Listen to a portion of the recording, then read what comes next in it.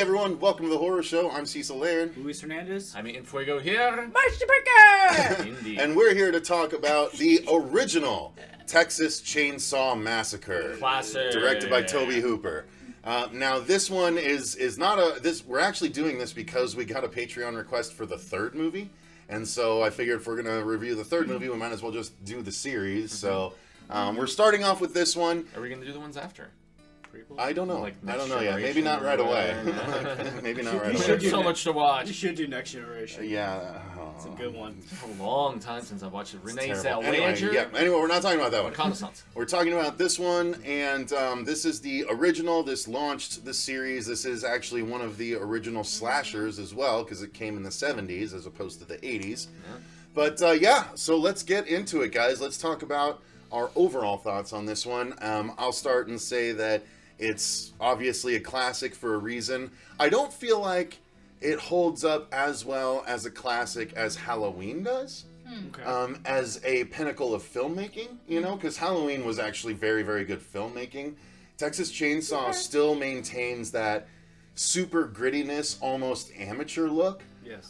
Which I know was to a degree on purpose. Yeah, to make it seem more real. Yeah, but I didn't like it quite as much as the original Halloween as a result. But within this own series, it's possibly the most shocking because all the violence kind of comes out of nowhere and is almost quiet in its execution because he kind of steps out of nowhere and just whacks you, you know.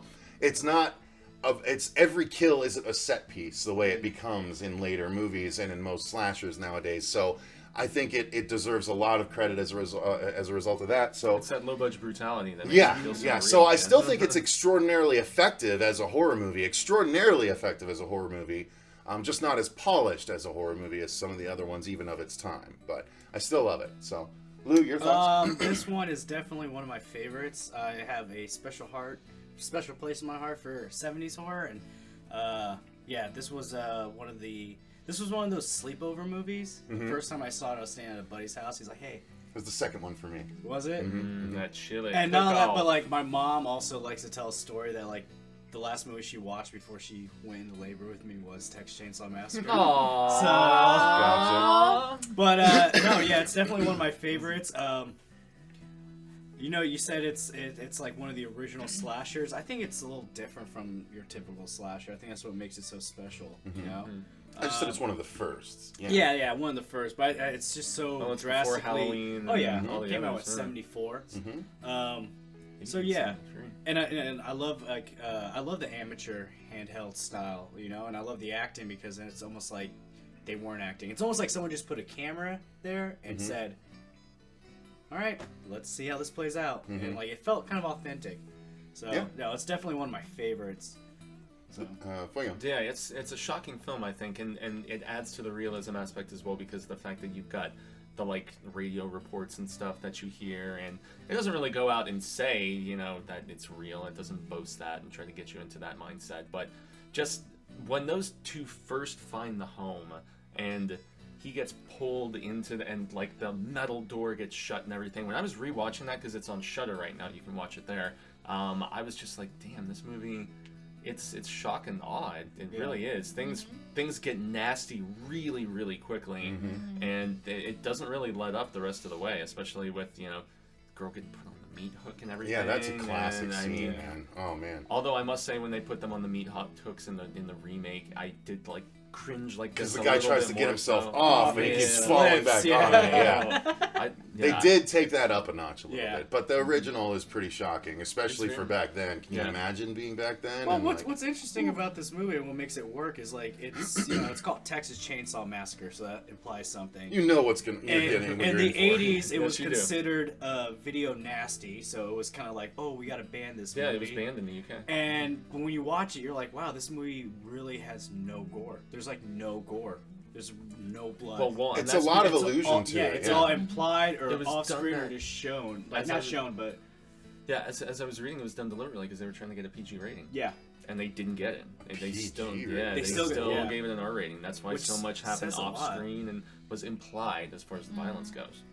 Well, there was a lot of times you saw him working the chainsaw into someone Yeah, just but from not behind. But you never- I know, not with Blood and gore, yeah. but you can still see what he's doing. Yeah. That's still a horrific thing. Big time. And I don't know what Toby was trying to get away with there, but he was oh, thinking, no gore, so no one's gonna know what's happening except that you I see the chainsaw I- sliding again, in he and was out. thinking money, but it still ended up making. I think it's just Yeah. like the idea of like sound and scream and like cutting together. It's Yeah. like, hey, we don't need the blood or to show the wound, but people are still like, ah, shit. Yeah, yeah. So okay, Marcia. she's like, Patiently waiting. Oh, I'm here.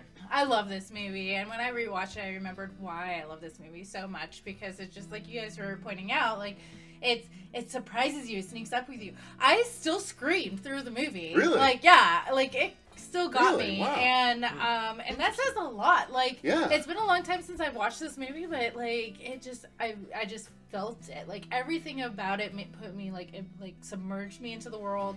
And like right off the bat, even with them in the van, and they're setting up this scene about with the hitchhikers, and it's during this time in the world where people were getting back from the war and people just getting out of the 60s, so it was still like wanting to pick people up and helping them out, but it wasn't always the right idea. So they're kind of getting at, so you're in that transformation culturally from just picking people up and being that generous and open and trusting to like, maybe we shouldn't be this open and trusting, which those I thought goddamn was trusting hippies. Yeah.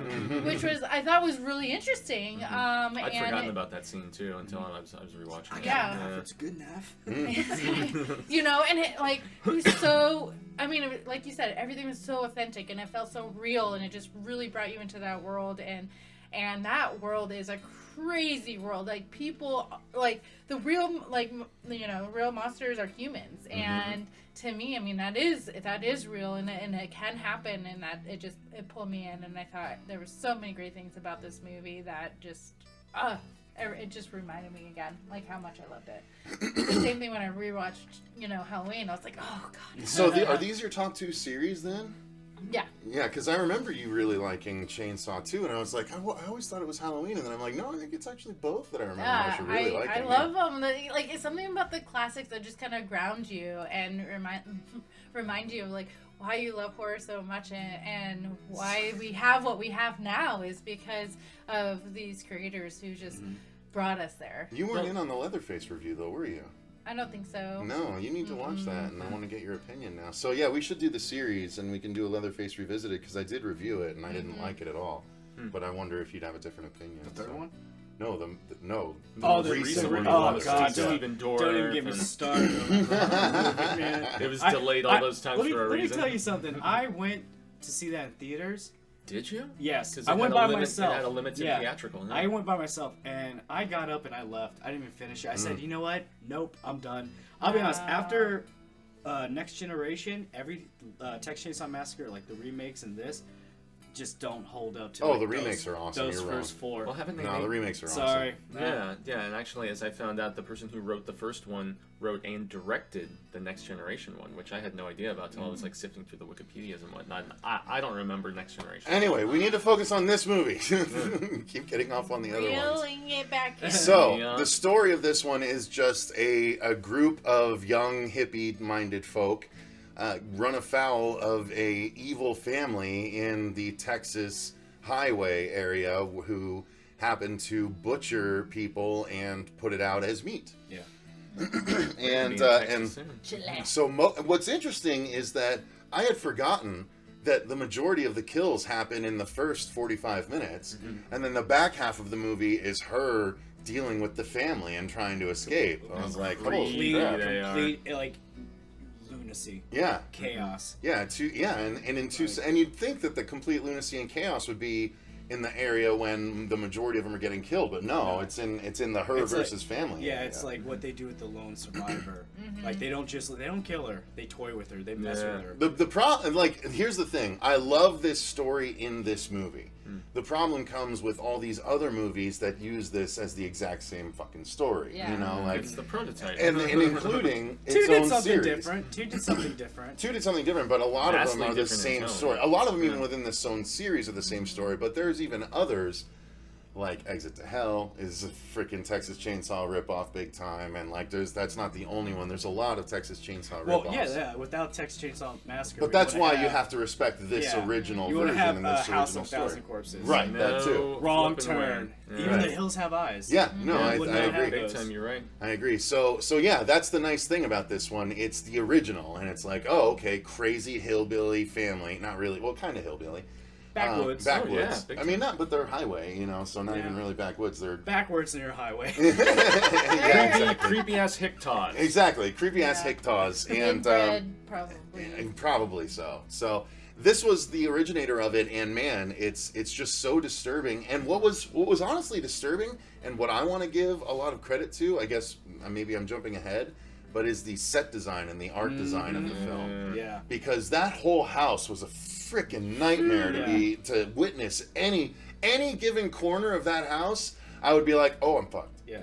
Like if someone put me in a house with a blindfold on and just put me in any square inch of that house, no matter where I opened my eyes, I would be like, I'm dead. They're like, this Yeah. is where you're sleeping tonight. You're Yeah, like, no, fuck it that. was done so well, and this is so grindhouse and gritty, Yeah. but so Yes. effectively done. Like the fact that they designed it that way and it does like some homes you're like designs you'll look at it and be like, all right, it looks dirty, but that's the design. This looked like, hey, you guys want to shoot the movie here?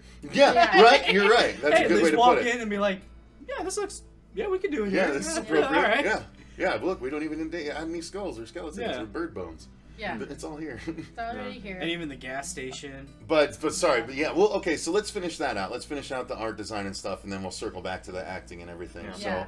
So, Lou, you obviously liked it. What did you guys think of it? Oh, it's impressive, very much so, and the fact that it sets the tone and just makes it feel that nastier, that grimier, and yet it's what gives the film, despite the fact that it's a low budget horror, there is a sense of sophistication to the execution in this movie, and I think that's why it's ahead of its time. That's why I actually would contend I feel like it still holds up. Oh, yeah. You know, it really, really does in its nastiness, and I mean even the attire of Leatherface, like the mask and everything. I mean, just he looks like a disgusting like cook of some sort, like a demented cook. Even though we find out who the cook really is later on, and that's an interesting performance that we can get into because he's in both 1 and 2. Yeah. And but yeah, I guess I'll throw the ball to Marcia because yeah, you guys have hit a lot of those points Yeah. already. Do you have anything they haven't said yet? Yeah, the set design is really interesting because it doesn't just start with. It doesn't start and stop with their house. It's all of it. It's the van. It's the grandparents' heritage house. The slaughter room. Yeah. When they go back and they see like the weird gift that they left at the doorstep, and even all the path down when they go to the hot spring, and you realize, oh, this is dead. It's all dried up, and there's something not good happening there. And the outside, like every place that they took us fit with the story they're trying to tell. And that takes a lot of talent because sometimes, you know, you watch some movies and you're like, oh, okay, they just picked this place, or yeah, you know, whatever. But no, everything had a purpose, and every little bone that you spot. And I love that they took the time, even though it felt a little long when the girl went in and she's like realizes she's fucked, and they took the time to show you all the hard work they did in that room. Yeah. And Like, different close-ups and yeah, stuff. like it's like you're starting to realize, wait a second, that's a bone that probably is an animal, and like, oh shit, that's a skeleton. You know, like They've been that at was this for a while. it was great. I thought that was excellent. It's like we put a lot of work in this. We're gonna show it off. So I thought that was great. Now the acting, I mean, it's kind of typical 70s young fare, you know. But the main girl was very good because she had to be, especially towards the end when she's like maniacally escaping. Like she's like, her mind breaks. Yeah, man. She went totally crazy. snaps. Yeah. But yeah, so I thought the acting was serviceable at times, serviceable to great at times. Yeah. You know what I mean? The family is obviously over the top at times as well, but you know, I dug it. It worked so well for the movie. Yeah. I mean, what do you guys think? Oh yeah, no, the cook, man, the switching over from being like a nice, friendly old guy to like when you realize. coming out with the broom and like wagging her, like, get your brother, like that was a good. He was I can't remember the actor's name, but yeah, no, like that one, and of course, you know, Leatherface being able to like try to be two different characters as well. Like what we see Leatherface in the beginning to when he's like the old lady. He's like trying to be like, oh, like grandmother like, you know, not saying anything. And then the shot of like the camera on his face when after he hooked the girl, and it's like almost like he's contemplating like what he just did. Like, oh, I'm gonna be in trouble. Like, I don't know. Like the acting there is like it's not like great acting, but what you get is really really good. Yeah, it's effective. The dinner scene alone is the one that sticks out to me, where she's just like screaming, and they all just start laughing at her. Yeah, they mock her tears, man. Yeah, they're just Like, like it's just it chilled insane. me, man. I was just like, these people are so flipping nuts. Yeah. This is outrageousness. Yeah. Marcia? I thought they did a good job. I mean, I was excited when a lot of the characters died, especially the brother. Yeah. I mean, Excited when it they was died. like The brother was a The whiny raspberry guy. machine? it was too much, and I mean, it was on purpose, and there was a reason why he was that way. But like, I was like, can we tone it down just a little bit? Yeah. And when I say a little bit, I mean like this one. But overall, I A lot thought for they him. did. I mean, once you got past that and you could get past that, everything else was so well done. It got me, man. I told you, they got me. And again, yeah, I mean, we touched on the fact that there wasn't really a lot of gore. There was a lot of allusions to it and a lot of chainsaw motion and stuff like that, but not a lot of actual blood spurting When and she stuff like got that. hit over the head multiple times. Oh, the grandfather scene? That was really disturbing. She's so feeble and can't do it, so they're helping him out, and she's like Yeah, screaming. trying to break the head. Yeah. So, yeah, I mean, the effects were there when they needed to be, but there weren't that many to be done, really. I mean, they just didn't lean on that, which is surprising in retrospect. I always had that in my head that was like a really gory movie, but it's really not. No, So- it's It's not. it's definitely not. And there's a lack of music, which I think adds to the authenticity of it feeling very documentary-esque in that regard, which makes it even scarier. So yeah. Yeah. there you And go. they sold it as based on a true story. kind of. Well, Well, I mean, Blair it was Witch it a little bit. well, it was drawing from what Ed Gein or Ed Yeah, Gein with or the whole whatever. wearing the skin, but then Well, yeah, I mean, I don't still know. scary. I think that's pretty much as we need to say about it without spoiling it for any of you that might not have seen it in the last 45 Like- years. Shame on you.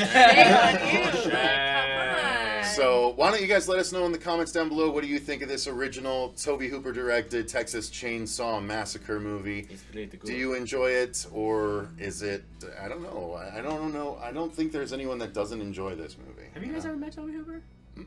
I met him. He passed away, didn't he? Yeah, I met him at the first, I think, Phoenix International Horror Sci-Fi. Oh, When really? they had it in Tempe, like when I was like 19 or 20. Oh, wow. Wow. He was there, and I got like my poster signed and took a photo with him. Oh, that's cool. Yeah. Nice. He did other good stuff. I mean, he did this. He did the Eaten Salem's Lot Alive, miniseries. Salem's Lot. He did what Toolbox else? Murder Life Force, remake. which I enjoyed, the weird sci-fi vampire movie. So, Yeah. So yeah, talented director. Check this movie out. He if you did haven't. Masters of Horror. Was it Dance of the Dead, the one with Robert Englund? Huh. Maybe. Oh. I can't All right. remember. Well, why don't you guys let us know in the comments down below what you think of this one. Thank you very much for watching. If you enjoyed the video, click that like button, subscribe, and ding that bell if you want to see more reviews like this going forward. Thank you guys very much for watching, though. I've been Cecil Laird. Luis Hernandez. Gracias, Jaime, and Fuego. Marcia Parker. And remember, Stay stay scared.